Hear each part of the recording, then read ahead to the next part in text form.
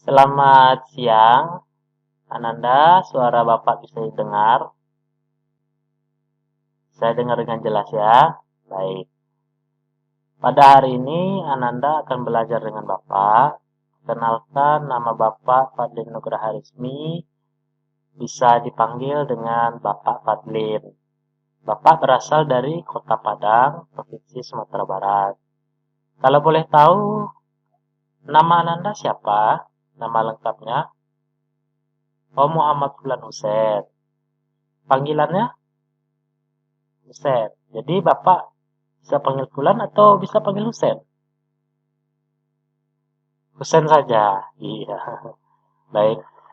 Husein sekarang sudah kelas berapa? Oh, kelas 2 SD. Iya, iya, hebat Husein ya. Kemudian, eh, Husein sekarang lagi bersama ayah dan bunda ya. Maksudnya ayah dan bunda ada di sebelah Husein. Ada ya. Selamat siang ayah dan bunda. Ayah dan bunda Husein. Salam kenal. Baik, Ananda Husein, pada hari ini Ananda akan belajar dengan Bapak. Perlu diketahui sebelumnya, Bapak memiliki pengalaman dalam mengajar robotik. Jadi ayah dan bunda, saya memiliki pengalaman mengajar robotik. Jadi mungkin Ananda Husein sudah sering melihat bagaimana robot ya. Husein senang bermain robot kan? Nah, tapi Husein mungkin belum pernah membuat robot, ya kan? Nah, makanya kalau kita ingin buat robot, salah satu jalannya adalah kita belajar coding. Husein mungkin juga pernah bermain game kan? Nah, game itu dibuat dengan coding. Jadi, Bapak atau ayah dan bunda Husein akan belajar dengan saya pada kali ini. Baik, kita mulai. Sebelum itu, Bapak mau bertanya dulu sama Husein. Husein tahu nggak apa itu coding? Oh, belum tahu ya. Nah, Husein tahu nggak atau pernah nggak bermain game? Pernah. Game apa saja yang Husein mainkan? Game apa saja yang ada di HP atau di komputer Husein? Oh, game tembak-tembak. Terus ada game labirin. Terus ada game halang rintang. Oh, banyak permainan Husein ya. Wah, hebat Husein. Tapi Husein tahu nggak bagaimana cara membuat game itu? Kurang tahu? Ya. Nah, jadi begini Husein. Untuk membuat sebuah game itu ada namanya disebut dengan coding. Itulah coding. Ya. Jadi coding itu dia semacam bahasa. Misalkan sama kayak Husein ngomong kan, Bunda, Bunda, Husein mau mau motor misalnya. Husein mau HP. Bunda kasih HP ke Husein. Kok bisa? Karena ada bahasa yang Husein sampaikan, ya kan? Begitu juga game Husein. Game itu bisa tercipta karena ada bahasanya. Ya. Nah, paham Husein ya? Itu yang namanya coding. Kemudian, kenapa kita harus belajar coding? Nah, coba Husein jawab. Kenapa Husein harus belajar coding? Oh, karena ingin main game. Iya, iya, iya. Karena, oh, biar banyak gamenya. Iya, iya. Berarti Husein sudah mulai kreatif di sana. Pintar Husein. Jadi sebenarnya kita belajar coding itu pertama jelas kita bisa membuat game, ya kan? Kemudian kita belajar coding itu supaya apa? Supaya kita memiliki ilmu pengetahuan, bertambah ilmu kita, ya kan? Jadi belajar coding itu tidak harus dalam kelas, Husen. Belajar coding juga bisa di luar kelas. Misalnya seperti Husen ini, ya kan? Nah, jadi sebenarnya coding itu atau belajar coding itu sangat banyak manfaatnya. Kayak Bapak nih, misalnya tadi Bapak sebutkan, Bapak itu menguasai bidang robotik. Ya, misalnya seperti membuat robot, gitu kan, mengendalikan robot.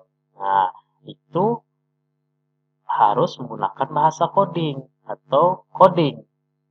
Nah, kalau kita bisa kan bagus kan? Kayak Usen main game, keren.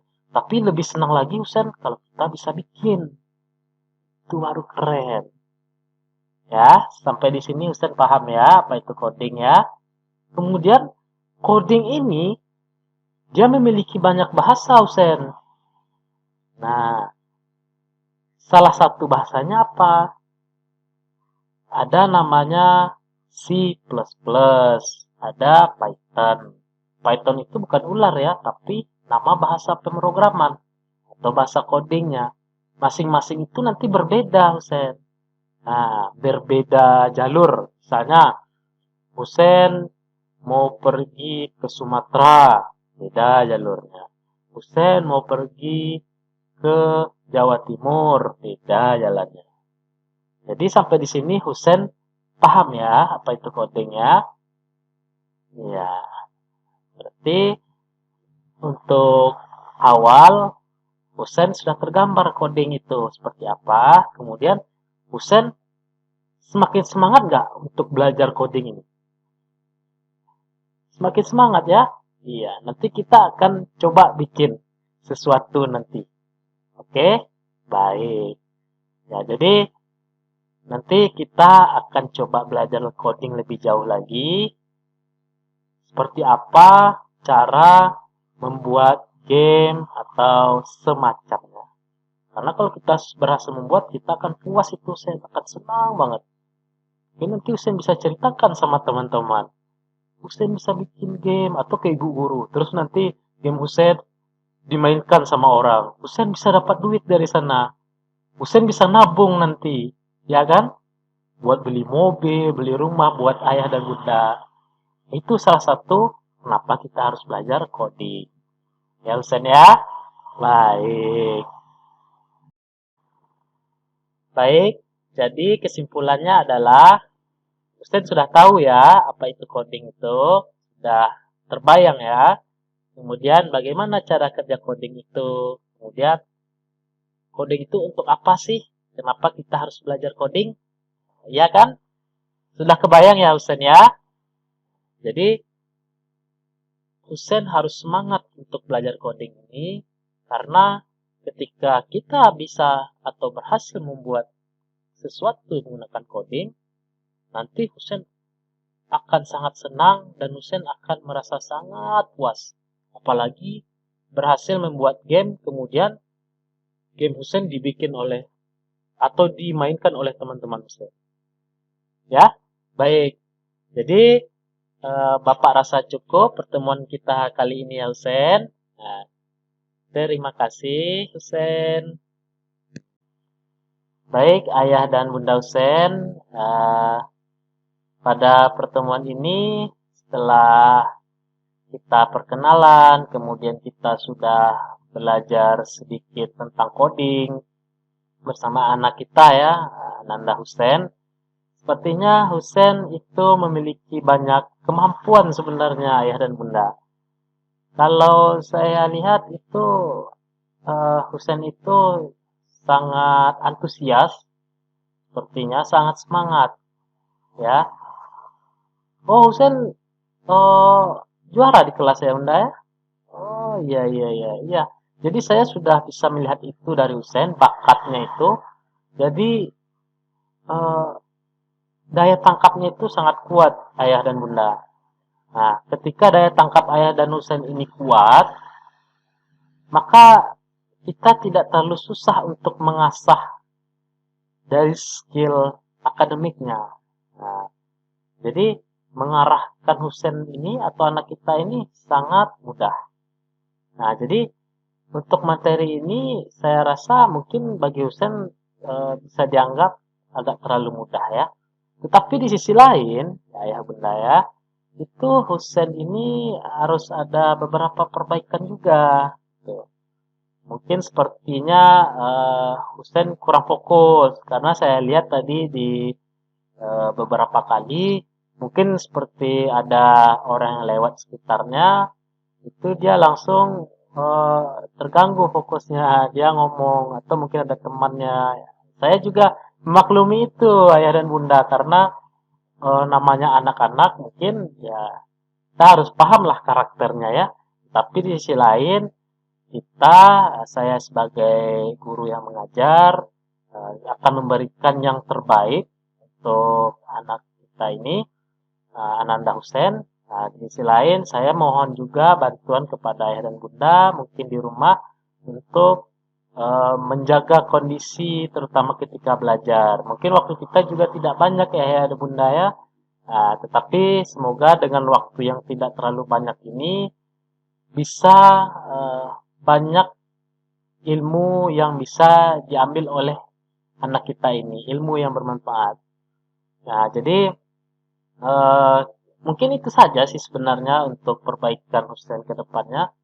Mungkin itu juga tidak terlalu sulit mungkin ya, ya bunda ya. Nah, jadi mungkin, oh itu ya, ya, ya, ya. Jadi Husen eh, hyperaktif ya di sekolah ya bunda ya. Jadi itu yang menyebabkan Husen ini agak terlalu eh, gampang mungkin fokusnya terganggu ya. Tapi tidak apa-apa itu tidak masalah. Ya, namanya anak-anak kita memaklumi. Baik ayah bunda, jika apakah ada pertanyaan lagi atau tidak ada atau sarannya? Baik, tidak ada ya. Baik, saya rasa cukup pertemuan kita kali ini ya ayah dan bunda, orang tua Husen. Semoga kedepannya Husen lebih baik lagi. Baik, saya rasa cukup pertemuan kali ini. Saya izin pamit. Selamat siang.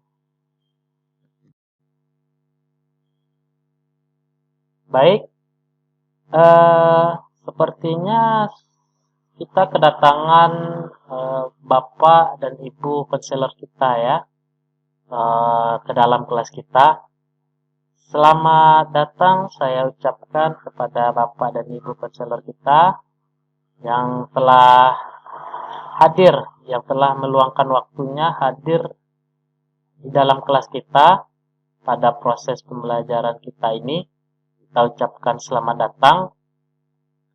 Eh, Untuk pembelajaran kita ini atau dalam kelas kita ini mungkin dari Bapak dan Ibu konselor kita mungkin apakah ada pertanyaan Bapak Ibu konselor atau mungkin apakah ada sesuatu yang ingin disampaikan atau saran karena ini sangat penting bagi saya yang mengajar atau bagi guru-guru yang mengajar maupun bagi siswa maupun orang tua.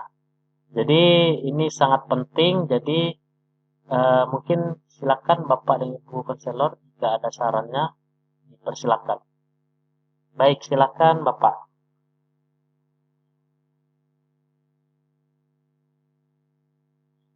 Baik, terima kasih pada Bapak yang telah memberikan sarannya.